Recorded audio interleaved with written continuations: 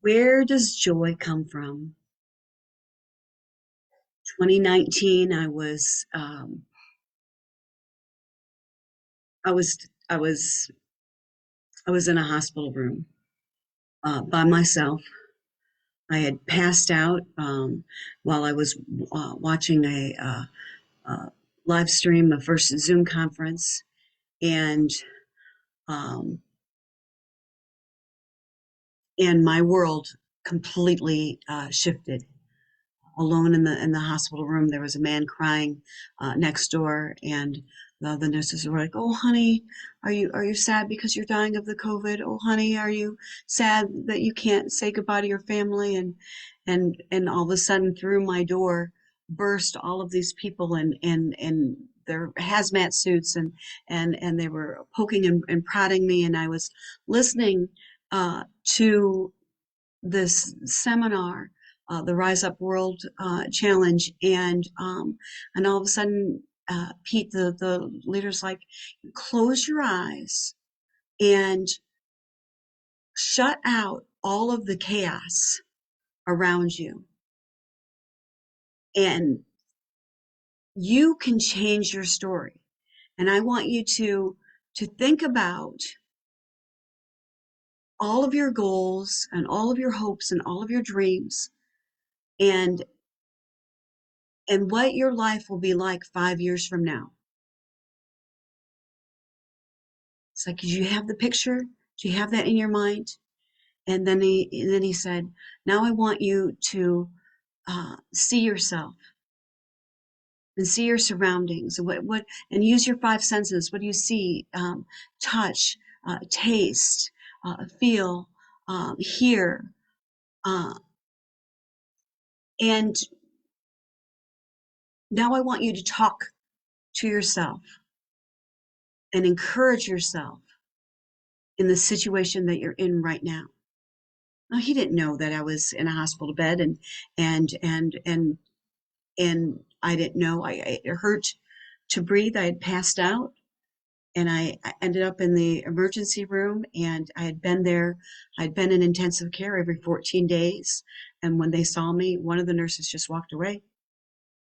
I came to, and there was another nurse, and they were all hazmated up, and their airflow came from a tube outside the chamber. I felt like I was ET, and and in that moment when Pete said to close my eyes and picture myself 5 years from now and come back and talk to yourself, it's like, I said to myself, hey, this you're gonna make it. It's a little bit rough right now, but you're gonna make it. And then in this and I had my earbuds on, and they're trying to, they can't find a vein, so they're uh putting all of these, just blowing veins all over my arms. And they refused to give me a breathing treatment. They said that I was non-responsive, and so it hurt. It hurt to breathe, and my chest hurt. It hurt to talk, um, and all I had was this like lifeline to my earbud in and to this seminar. And they started doing elevator pitches. They started doing their signature talks, and this music therapist came on, and he talked about flipping his business online, and he talked about, a really sad moment in his life with his friend, and how music can change your story. And as he's telling his story, he's like, sing. And I'm like, everything's going on around me, and I've got my eyes closed, and I'm listening to this guy, and he starts to sing, some time in your lives, you all have pain, you all have sorrow, but if you are wise, you know that there's always tomorrow. Lean on me. And I, with my eyes closed and my imagination, I found myself in that place where I first heard that song. It was I was in LA, and we were on a cruise ship, and for that they had rented out for the night. It was my one of my close friends' parents' anniversary, and they had a live band that was covering that song.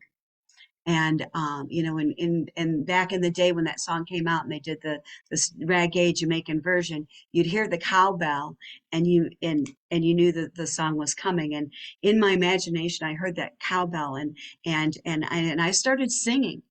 Doctors, nurses, everybody, uh, everyone all around me, and and I started singing. And then the guy in his center just was, he's like, sing louder. Well, it had hurt to breathe and to talk, and my mind had focused in on all of the negative, the man dying next to me, the respiratory therapist said I couldn't have a breathing treatment, but if I tested positive for COVID, they were sending me to a hospital to not live. It was the grossest, most yucky hospital. I had one when I the first time that I was ambulanced to the emergency room. They took me to that hospital, and it was just, there were diapers on the floor, there was food wrappings on the floor, there was a guy tweaking in the emergency room. It was just nasty, filthy, and I knew I couldn't go there because that would be the place that I would die.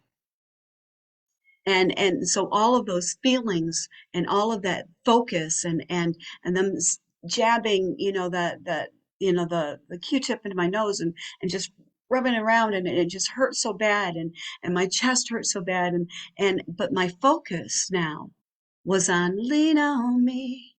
When you're not strong, I'll be your friend. And then he's like, sing louder. And I did. Like, I forgot that my chest hurt. I forgot that it hurt to breathe, that it hurt to talk. And I was like, lean on me when you're not strong, and I'll be your friend. I'll help you carry on. And and I had in that moment returned to joy, right? That happy place, that place when I was on the cruise ship and I heard the cowbell, and then one of the background singers, called me up to the platform, and I got to sing harmony. I remembered, and we have cellular memory. Everything that we experience in our world comes in through our five senses, and it gets sorted and organized into our memory. And we have this cellular memory.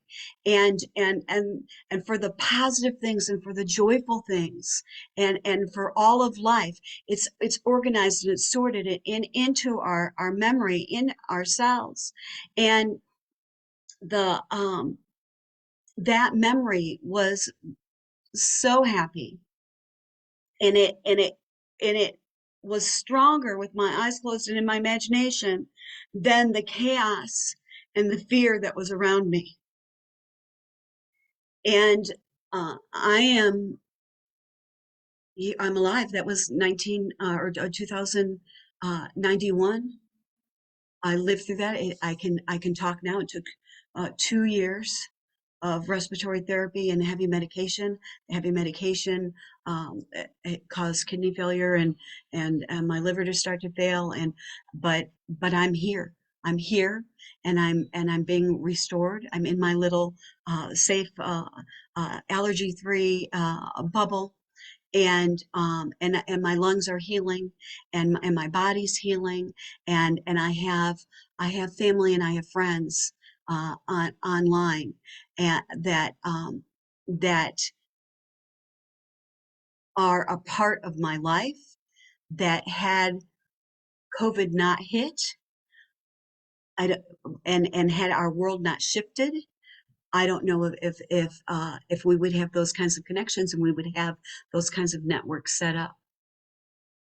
So as an educational therapist, as a teacher, as a special educator, as a 3D thinker, as as someone who passionately loves children, and as someone who, I shared yesterday, I had struggled myself. I had to work really hard to be average. Um, I'm here to say that it's super important to have the conversation with our children, to be able to return to joy. And what I'm asking you to do is either one child at a time, or as a family group. When COVID hit, I was that was another time that I was in the hospital. I was pretty much in the hospital from before COVID had a name, every 14 days in intensive care. And one of the times I saw it coming, the shutdown of the schools, and I was in the hospital bed, and um, and I remember emailing my school, and it's like, okay, nobody's ready, but you guys are ready. We have teachers that are internationally, YouTube teachers and Google Classroom teachers that are internationally, online, that know how to do this. Gather your teams, gather, and they built up uh, a school system that kept our school values. Uh, um, and we're up and running the moment that the shutdown took place. The very first assignment that I did with my students was to return to joy, and um, I had them uh, take a box, and every little knickknack, every little thing that uh, that brought them to that place, or that happy memory, to return to joy, they put in that box. And I just watched the other day. I don't have permission to share the video. One of my students that came from a didn't have a lot of things. He came later from another country. He took a he took a Nike box, and he's like, uh, "This is my box," and he drew in crayon inside of his box his happy things, his things that helped him return to joy. And what was so fun, what I'm remembering is that Nike, the swoosh upside down. It looks like a frown. He's like, "This is my box that I come to think about the things that bring me joy."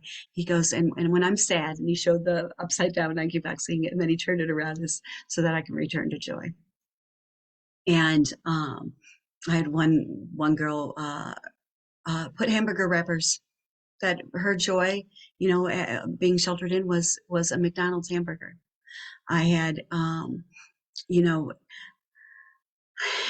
I had a student named Joy. I've had 2,500 students in my career, and so much fun that one of my students was actually named Joy, and had come up with a joy board, and she put everything on that board that helped her return to joy.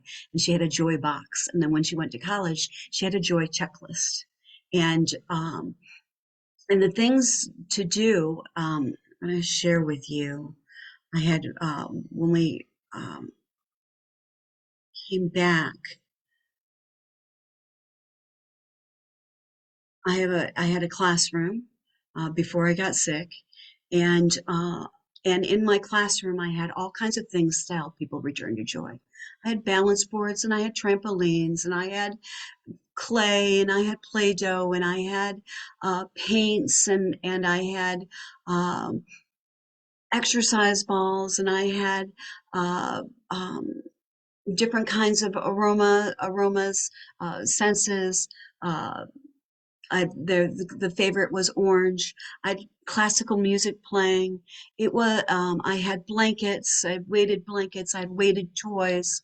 Um, and it was a place to return to joy. Well, this little one had come in from another class, and I was busy teaching.